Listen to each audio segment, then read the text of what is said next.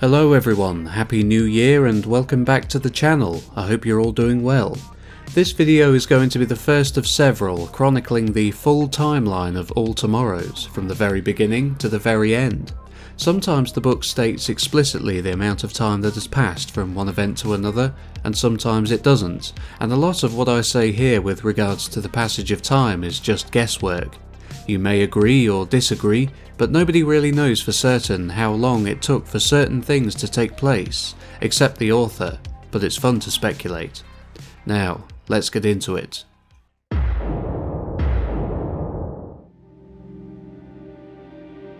Somewhere among the stars, in this vast universe of ours, an aquatic species that would come to be known as the Q or the Ku becomes sentient. They're no more than animals at the moment, a very young species, and they are currently confined to the oceans. But around 100,000 years later, they find their way onto dry land and become a terrestrial species whose young go through an aquatic larval stage. Another 100,000 years later, they become sapient and begin their journey of technological progress. They go through the usual motions of development, the Stone Age to begin with, and then various other stages, using native materials to create their tools. Over the next 900 million years or so, the Q advance rapidly. After going through countless different religions, all with their own unique perspectives on the Q's homeworld and the universe around them, they eventually establish the one true faith. It's one of conquest and domination. Around 70 million years before our time, the Q visited Earth. They snapped up several dinosaur species and relocated them to an untold number of Q-controlled worlds, where the prehistoric beasts would continue to evolve and grow rather than go extinct, sometimes naturally, and at other times with the help of the Q's genetic engineering technology. The Q now knew what their mission was: to become gods, and to change every other living thing in the universe into new forms more in line with their vision. Fast forward to 2700 AD. Earth has a human population of 12 billion.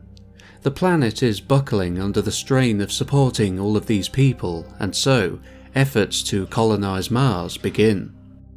The task proves more difficult than originally envisioned, but eventually people begin to arrive on the Red Planet in one-way ships, fusion rockets, and atmospheric gliders. 2900 AD. The colonies inhabiting Mars have been prospering for around 200 years. Mars is seen as a cultural backwater by Earth, but the colonies are well on their way to taking the lead ahead of the old world with regards to technology and wealth. They have also developed their own culture and have changed physically too. The lower gravity on Mars has caused its population to grow much taller than their Earth counterparts and has given them a more elongated appearance. 2950 AD. Mars as a political entity has grown quite powerful, and the powers that be on Earth don't like not having the colonies under their thumb. Tensions have been building for decades now. War breaks out. It's a slow, nerve-wracking and almost apocalyptic war of monstrous machines that decimate huge swaths of each planet's population. After the Civil War ends a year later in 2951, a truce is made and the two planets finally make peace. 2955 AD. In the years following the war, it is decided that measures must be taken to ensure that a war of such an immense scale never takes place again. The differences in culture and physical characteristics between the people of Earth and Mars are vast. They can coexist peacefully, but they could never truly see eye to eye. It's decided that a new kind of human must be created to take humanity into the future. 2970 AD. The first of these new humans is born in a special embryonic facility on Mars. Hundreds more follow shortly after, some being born on Earth and some on Mars. 2990 AD. These new humans have reached adulthood and are now beginning to terraform and colonise the planet Venus and the moons of Jupiter and Saturn. They then begin to leave the solar system to begin colonisation of worlds and moons further afield. They would come to be known as the Star People.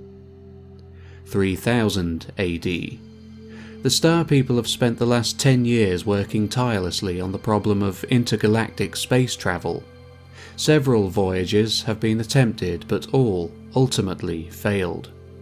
Eventually they would manage to solve the problem of getting enough colonists to actually reach their destination alive.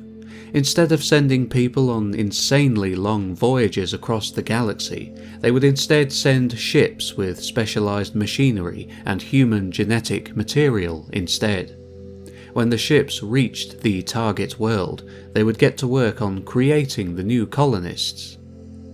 3050 AD. Over the past 50 years, almost half of the Star People's colonisation ships failed in their mission. A rather strange problem arose which caused this loss. The people made by the machines had a habit of falling in love with these machines that raised them, a so-called Oedipus complex. These poor souls ended up rejecting humanity, unable to relate to it, and chose the machinery that gave them life instead. After a severe identity crisis and psychotic breakdowns, an individual afflicted with this problem would then commit suicide. However, this only happened to around half of those born. The other half did survive. 3300 AD. A new golden age begins and humanity colonizes an entire spiral arm of the galaxy.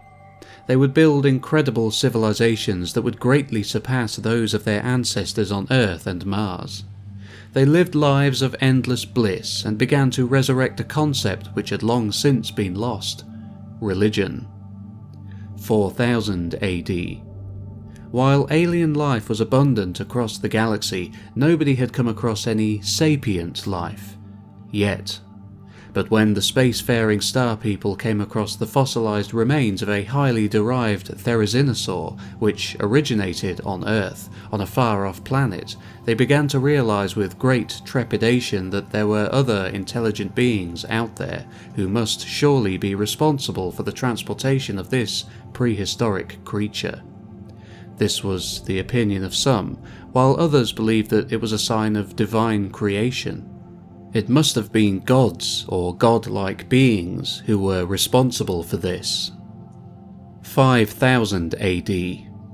Humanity comes into contact with the previously mentioned Q, a now billion-year-old alien race that has mastered intergalactic travel, genetic engineering, terraforming, and nanotechnology. They are religious fanatics who see it as their divine mission to remake the universe as they see fit. Within 1000 years, every colonized human world is depopulated, destroyed, or changed on a fundamental level. The Q, however, do not destroy humanity entirely. Instead, they change them drastically on a genetic level. Countless new forms, their sapience removed and their bodies modified beyond recognition, remain on these worlds. This brings us to circa 6000 AD. There are no more Star People, only the new humans, and the godlike Q constantly watching them. Tune in next time for part 2 of the All Tomorrow's timeline. Thanks for watching.